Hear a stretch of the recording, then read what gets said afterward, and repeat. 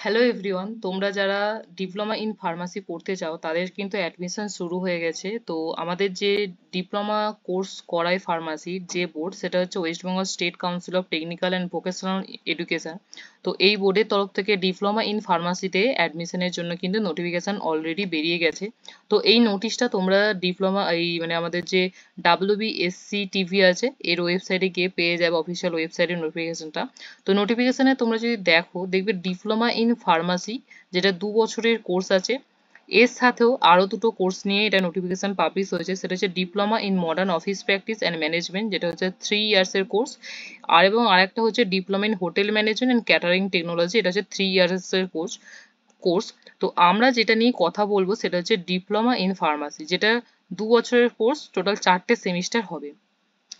এখানে দেখো admission portal দিয়ে দিয়েছে। তোমরা যারা যারা হচ্ছে অ্যাডমিশন নিতে চাও তারা এই ওয়েবসাইটে যাবে, জাস্ট এখানে ক্লিক করলে ওয়েবসাইটে তোমাকে নিয়ে চলে যাবে। ওইখানে গিয়ে তোমরা অ্যাপ্লিকেশন ফর্মটা ফিল আপ করবে। তো অ্যাপ্লিকেশন আমাদের শুরু হয়েছে 24শে সেপ্টেম্বর থেকে, এবং অ্যাপ্লিকেশন চলবে হচ্ছে অক্টোবরের 30 তারিখ অবধি, কিন্তু শেষ অ্যাডমিশন হবে, ঠিক আছে? মাঝে মাঝে পুরো 1 মাস টাইম দিয়েছে অ্যাডমিশনের জন্য। এবং অ্যাপ্লিকেশন যেটা ফি দিতে হবে আমাদের ফর্ম ফিল আপের জন্য, সেটা হচ্ছে 450 টাকা। এবং মেয়েদের জন্য যাদের কন্যাশ্রী আছে, একদম ভ্যালিড কন্যাশ্রী আছে, তাদের কিন্তু লাগবে হচ্ছে 225 টাকা, ঠিক আছে? বাকি সবাইদের জন্য 450 টাকা লাগবে। মেয়েদের যাদের ভ্যালিড কন্যাশ্রী আছে তাদের লাগবে হচ্ছে 225 টাকা।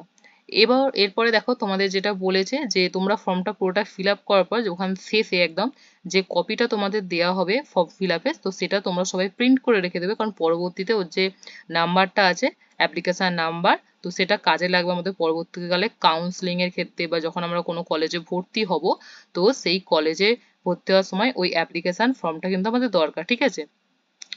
এই ছিল আমাদের যে নোটিশ। তো তোমরা যারা ডিপ্লোমা ইন ফার্মাসিতে পড়তে চাও এবং ওই আমাদের ডিপ্লোমা এই বোর্ডের আন্ডার, ঠিক আছে, যে WBSCTV এই বোর্ডের আন্ডারে ডিপ্লোমা ইন ফার্মাসি 2 বছরের কোর্স এইটা পড়তে চাও, তারা অবশ্যই ফর্ম ফিল আপ করবে, ঠিক আছে?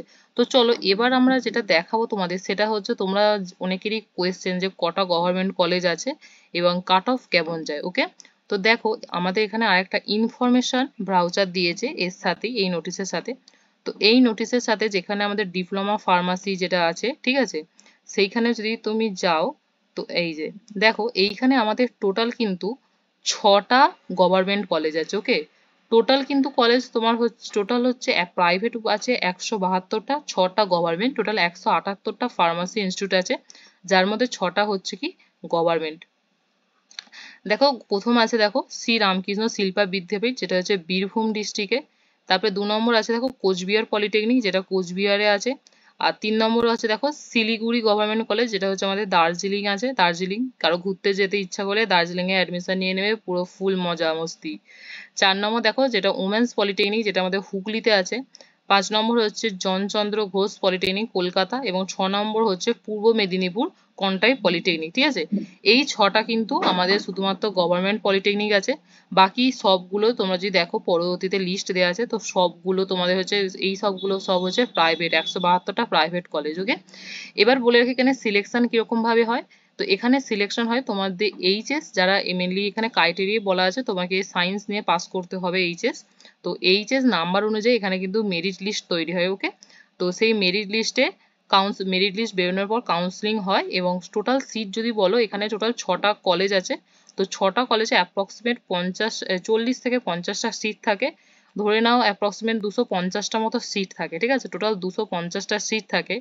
আর তোমরা যদি মানে আগের বছর যে মেরিট লিস্ট আছে সেটা যদি একটু চেক করো, প্রচুর ফর্ম ফিল আপ হয়েছে, সুতরাং একটু সিট বা একটু চাপ, যেহেতু 250টা সিট আর তার জন্য ফর্ম ফিল আপ হিউজ হয়েছে, তো একটু চাপ আছে। তো যাদের নাম্বার মিনিমাম ধরো 90%-এর আশেপাশে আছে, তারা চিন্তা করো না, তারা সিট পেয়ে যাবে। 90%-এর যারা আশেপাশে এইচএস এর নাম্বার আছে তারা সিট পেয়ে যাবে, কোনো চাপের কিছু নেই। তোমাদের যদি আমি একটু মেরিট লিস্টটা দেখাই, 1 মিনিট জাস্ট।